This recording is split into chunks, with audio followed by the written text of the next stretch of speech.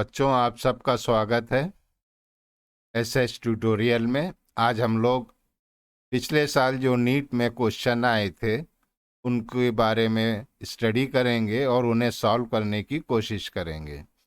तो पहला एग्जाम्पल आपके स्क्रीन पे ये नीट में आया था 2022 में।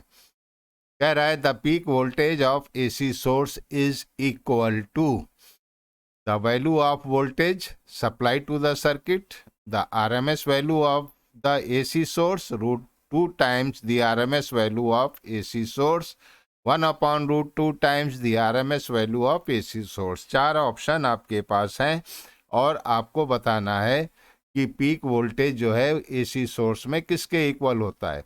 तो हम लोगों ने पिछले लेक्चर्स में ये स्टडी किया था कि पीक वोल्टेज जो है वो वी नॉट ये किसके बराबर होता है, under root 2 V R M S. ये हम लोग स्टडी कर चुके हैं। तो ऑप्शन कौन सा सही हुआ? Option number 3 is the correct answer. बहुत आसान क्वेश्चन था ये। क्वेश्चन नंबर 2 में आइए। इसमें क्या कह रहा है? Two resistors 100 ohm and 200 ohm are connected in parallel in electrical circuit. ठीक है। The ratio of thermal energy develop in 100 and 200 ohm given time is. अब ये रेशियो बताना है, आर की वैल्यू हमें दे रहा है। तो देखो बच्चों, पावर के किसके बराबर होती है in terms of voltage? V square upon R के। ठीक है। इसका मतलब ये हुआ that is power is inversely proportional to the resistance R. Right. तो अगर हम रेशियो निकालें P1 अपॉन P2 तो ये किसके बराबर होगा? ये बराबर होगा R2 अपॉन R1। और R2 की वैल्यू कितनी दे रहा है? 200। R1 की वैल्यू कितनी दे रहा है? 100। तो रेशियो क्या आ रहा है? 2/1। ठीक है। और पावर किसके बराबर है? Power is equal to, line खींच दे, न्यूमरेटर में क्या लिखेंगे? Work done upon energy. ये सब फार्मूले आप पढ़ चुके हैं, सिर्फ आपको रिवाइज कर लेना है। Upon time taken, upon time taken. ठीक है। तो इसका मतलब क्या हुआ कि P जो है वो प्रोपोर्शनल है E के। राइट। तो फिर E1 इज टू E2 किसके बराबर हुआ? 2:1। तो ऑप्शन कौन सा सही है बच्चों?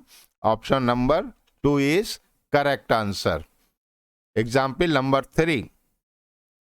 एग्जाम्पल नंबर 3 में कह रहा है कि ये an inductor of inductance capacitor C resistor R connected in series to AC source of potential V as shown in the figure। Figure में आपको दिखा रहा है potential difference across L, C and R is 40, 10 and 40 volt respectively। The amplitude of the current flowing LCR series circuit is 10 under root 2 the impedance of the circuit। ये आपको बताना है। तो चले हम नेक्स्ट स्लाइड पे इसको सॉल्व करने की कोशिश करते हैं। इसमें क्या दे रहा है? I naught is equal to 10 under root 2। तो पहले तो लिख ले हम कि I naught is equal to 10 under root 2। VRMS क्या होगा? VRMS इज इक्वल टू, हम लोग सीरीज RLC सर्किट में पढ़ चुके हैं कि VR square plus VL minus VC whole square. ठीक है। तो VR आपको कितना दे रहा है? यहां सर्किट में से देख लीजिए, 40 और 10 और 40। ठीक है। तो आप यहां वैल्यू पुट कर दीजिए, तो यहां से आपके पास VRMS की वैल्यू आ जाएगी। क्या आ रहा है? 40 का स्क्वायर प्लस 40 माइनस 10, ये हमको दे रहा है, हमने कहीं से कैलकुलेट नहीं किया है। और इसको जब हमने सॉल्व किया तो ये आया अंडर रूट 1600 प्लस 900, और ये हो गया आपका 25,100, इसका अंडर रूट, जो कि आपके पास आया 50 वोल्ट। तो VRMS हमारे पास आ गया। अब ये देखिए मैक्सिमम करंट दे रहा है, तो ये IRMS भी निकाल लें। तो IRMS क्या होगा? IRMS की value maximum value upon under root 2। तो ये अंडर रूट टू कैंसिल, तो कितना आया? 10 एम्पियर। अब हमको VRMS भी पता चल गई और IRMS भी हमने निकाल लिया। तो अब हम ओम्स लॉ लगाएं कि V is equal to IZ। तो हमसे पूछ रहा है Z बताओ, तो हम बहुत आराम से निकाल लेंगे कि 50 अपॉन 10 यानी 5। इम्पीडेंस कितना है? 5 ओम। तो करेक्ट ऑप्शन क्या हुआ बच्चों? करेक्ट ऑप्शन हुआ ए। ठीक है, बहुत सिंपल क्वेश्चन है, बस थोड़ा सा आपको ध्यान देना है। अब ये वाला क्वेश्चन लेते हैं। The effective resistance of parallel connection that consist of 4 wires of equal length, equal area of cross section and same material is 0.25। 4 resistors हैं जो कि पैरेलल में कनेक्ट हैं और उनका सबकी वैल्यू सेम है। ठीक है, ये 4 रेजिस्टर हैं और ये सब पैरेलल में कनेक्ट हैं, ये सब पैरेलल में कनेक्ट हैं। All 4 resistances are connected in parallel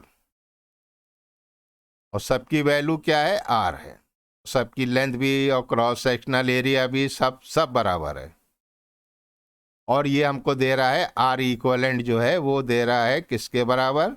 0.25। तो हम सबसे पहले R की वैल्यू निकाल लें। ठीक है, तो पैरेलल में क्या होगा?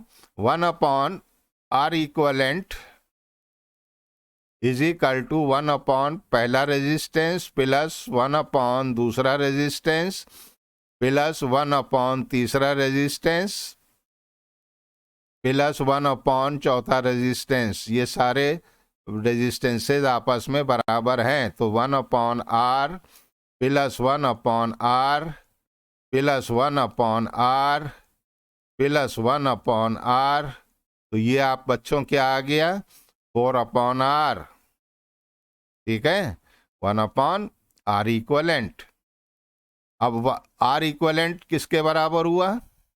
अब R इक्वलेंट बराबर हुआ R अपॉन 4।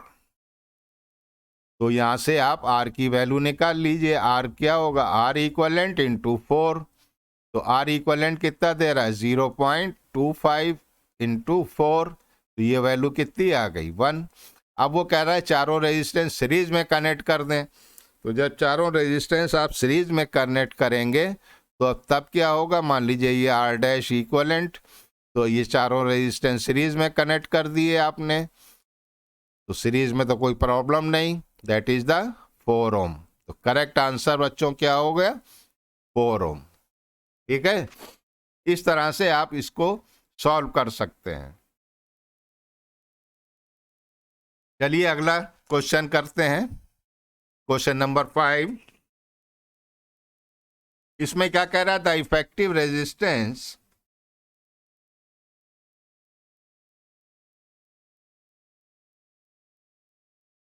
क्वेश्चन पढ़िए और इसको समझिए क्या कह रहा है।